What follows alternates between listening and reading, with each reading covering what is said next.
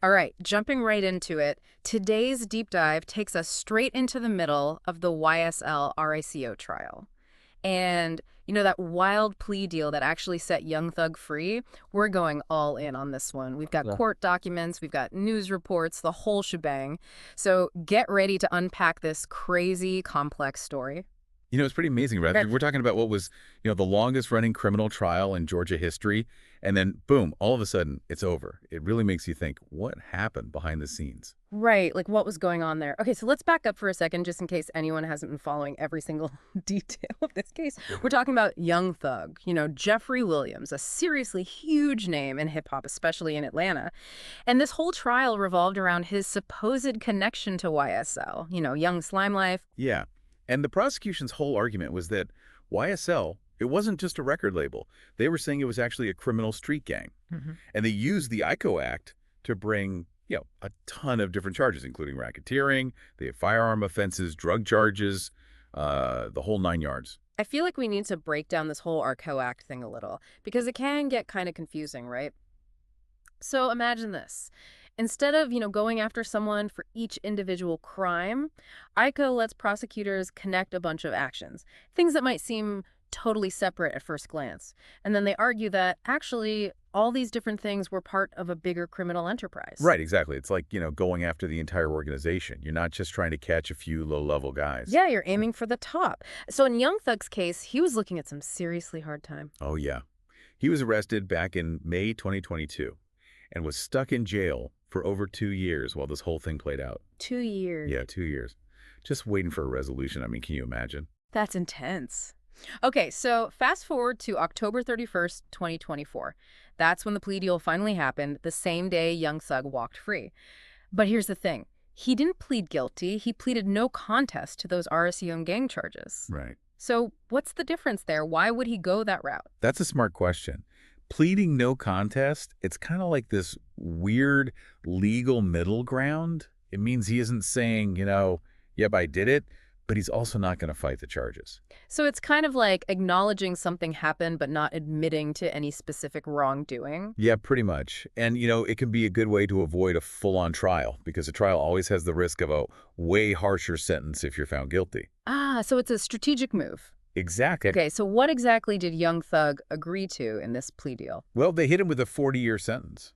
But don't let that freak you out. 5 of those years, they got commuted to time served because of the time he was already locked up. Then he got 15 years of probation and a 20-year suspended sentence. Pull up suspended sentence. What does that even mean?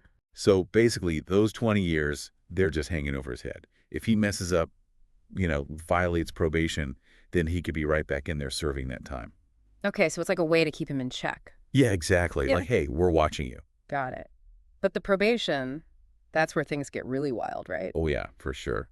Some of those conditions are pretty intense, especially for someone like Young Thug. Like what? Well, for starters, he has to say goodbye to Metro Atlanta for a whole decade. Hmm. 10 years, he can't step foot in the city. Whoa, that's a huge deal. Yeah. I mean, Atlanta is like his whole life, Mhm. his music, his connections, everything. Yeah, it's going to be a huge adjustment for sure. And it's not like he can just lay low for those 10 years. He's got to do these anti-gang presentations for kids every year. Right. What do you make of that? It's definitely a unique approach. Judge Whitaker, the judge on the case, she spoke directly to Young Thug during sentencing. She really emphasized that he needs to use his influence in a positive way. Hmm. And, she specifically mentioned steering young people away from the path he was accused of taking. That's a heavy responsibility. I wonder how he'll approach it. Will he be effective? Will he really connect with those kids? It's hard to say. Time will tell, I guess. And on top of all that, there's this strict no contact order in place. He can't talk to any known gang members or any of his co-defendants. Yeah, the court really wants to separate him from that world. But there is one exception. His brother and fellow rapper Gunna, they're exempt from that no contact order. I mean, it makes you think about the whole web of relationships here and the impact this whole case has had on people's personal lives. Yeah, for sure. It's a lot to untangle. So I'm curious, why would Young Thug even accept this deal? I mean, didn't he reject a plea offer from the prosecution earlier on? Yeah, he did. If I remember correctly, they wanted him to serve 25 years. Why walk away from that? Well, word on the street is there were some special conditions tacked onto that first offer. Things Young Thug just wasn't down with. We don't Yeah. know for sure exactly what those conditions were. But they must have been pretty major for him to basically gamble on a non-negotiated deal like this. That's a big risk, right? And it wasn't just about those mysterious conditions either, was it? I mean, there was that whole thing about testifying against YSL. Oh, yeah, for sure. They were saying that the prosecution actually offered young Thug immediate release if he agreed to testify. But he refused, point blank. Wow. That says a lot, doesn't it? It really does. It makes you wonder about his loyalty to YSL. Like, how did he actually see the label? If he truly thought it was a straight-up criminal organization, Yeah. would he have been so hesitant to cooperate? Right. Or did he see it as a legitimate music label? One that maybe just got caught up in a misdirected prosecution. That's the million-dollar question, isn't it? It is. Was YSL a breeding ground for illegal activity? Or was it more of a creative collective? A group of artists who just happened to embrace a certain aesthetic, a certain image. It's a tough one to answer. And let's not forget about the whole asset seizure thing. I mean, the prosecution, they wanted to take everything. Young Thug's cars, his jewelry, all of it. Yeah, it must have been a blow. It would be for anyone, right? I think so. Yeah. Those kinds of possessions, they can mean a lot more than just money. They can be tied to your success, your identity, even your sense of self-worth. For sure. So maybe giving all that up, it felt like admitting defeat. Or maybe it was a matter of principle. Like Yeah. he was drawing a line in the sand. He wasn't going to just roll over. It sounds like that initial plea offer, it just crossed too many lines for him. Yeah. Facing a long sentence, potentially having to turn on his people, and then losing everything he worked for. It's no wonder he said no. Nope. So what changed? Why did he end up taking this non-negotiated plea deal? Well, it seems like this new approach, it let him dodge those, mysterious conditions from the first offer, and it put the whole sentencing thing in the hands of the judge. The judge who actually shown some leniency throughout the whole trial. Interesting. So it was a gamble that paid off. You could say that. Okay, so now let's get into the nitty-gritty. Those probation conditions. Banned from Atlanta for a decade. Anti-gang presentations, can't contact most of his old crew.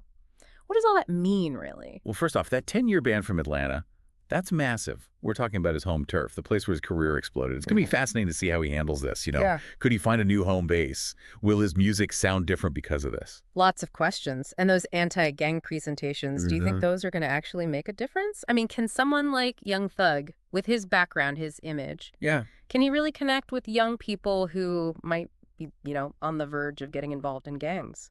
It's tough to say for sure. Some people might say that his lived experience, it gives him a unique kind of credibility. It's something that those traditional anti-gang programs just don't have. I can see that. But then there are others who are going to be skeptical. They'll wonder if he can actually advocate against a lifestyle that, he was accused of being a part of. It's a fair point. But Judge Whitaker, she seemed pretty convinced. Oh, yeah. During her sentencing remarks, she specifically called on him to guide young people away from a life of crime. Do you think she was being naive? Or did she genuinely see a path to redemption for Young Thug? It's hard to know what's going on in someone's head, right? But judges, they have to make these tough calls all the time. They have to balance punishment with the possibility of rehabilitation. And in this case, she obviously saw something in Young Thug, Yeah. like a spark of potential. This whole situation is wild, isn't it? We've got a major player in the hip-hop world, someone accused of leading a criminal enterprise. And now he's supposed to be a voice against gang violence. It's a crazy turn of events. It really is. And it brings up all these questions about, celebrity and social change, the complexities of the legal system, second chances. Right. And I think it's important to remember that this case, it's not just about Young Thug. It has implications for the music industry as a whole. I mean, this whole case has just blown up the conversation about RICO laws being used to target music groups. Some people are like, hey, this is what we need. It's the only way to take down these criminal enterprises that are hiding behind legit businesses. Right. But then there are others who are seriously worried about overreach, especially when it comes to art and freedom of association. Yeah, it's a tricky situation for sure. What do you think? Is this like a legitimate way to use RICO? Or are we blurring the lines between art and criminal activity? Well, you got to remember, RICO, it was originally designed to go after, like, the mafia, Yeah. big-time organized crime. But when you start applying it to music groups, it does make you wonder, is the government unfairly targeting certain communities, certain types of creative expression? Yeah, that's a valid point. I mean, some people argue that rap lyrics, even if they're violent, It's art. It's not proof that someone's actually committing crimes. Right, right. But then on the other hand, you've got folks who say, look, if a music group is out there doing illegal stuff, the law needs to step in, period, regardless of what kind of music they make. And this case has definitely put those arguments front and center. No doubt. I mean, we're talking about a whole genre of music that often reflects the harsh realities of life on the streets.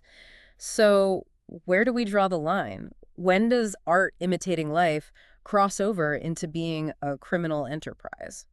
It's a tough question, man. It's like trying to unravel this knot that's been tangled up for years. You've got cultural stuff, legal precedents. It's a mess. For sure. I think this case, it could end up being a landmark decision. It might actually change how future Alcabo prosecutions go down, especially when it comes to the music world. That's a big deal. So how do you think this is going to impact other artists, other labels? Are they going to be more careful about their image, their lyrics?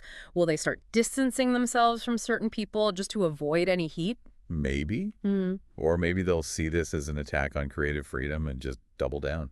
It'll be interesting to see how it all plays out. Oh, yeah, absolutely. I mean, one thing's for sure, this whole thing has sent shockwaves through the industry.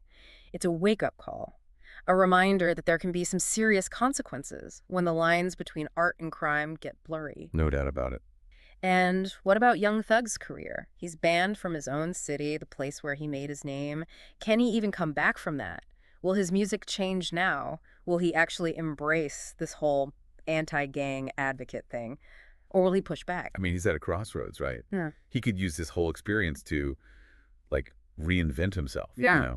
Change his message, become a voice for change. Yeah. Or he could step back from the spotlight, focus on his personal life, rebuild those connections. It's a tough choice. Either way, this plea deal, it's a turning point for him. No question about it. This deep dive has been a wild ride, man. It has. We went from a record-breaking trial to a surprise plea deal. And we ended up talking about RICO laws, artistic expression, redemption. And you know what? What's really fascinating to me is that this isn't just some legal story. It's a human story. That's true. It's about choices, consequences, the possibility of change, even when things look bleak. Well said. We've covered a lot of ground today. But like you said, this story's not over. Not by a long shot. Young Thug's journey is just beginning. Exactly. It'll be interesting to see how he handles the challenges ahead, the opportunities, too. I'm definitely going to be watching. Me too. And I think as this whole thing keeps unfolding, we got to keep asking those tough questions. Oh, yeah, for sure. About criminal justice, about artistic freedom, about the responsibility that comes with fame. So we'll leave you with this. What do you think the future holds for Young Thug? Will he become a symbol of redemption? Or will this be another one of those cautionary tales about fame, about the legal system? Keep those questions in mind as you follow this crazy saga. And thanks for joining us for this deep dive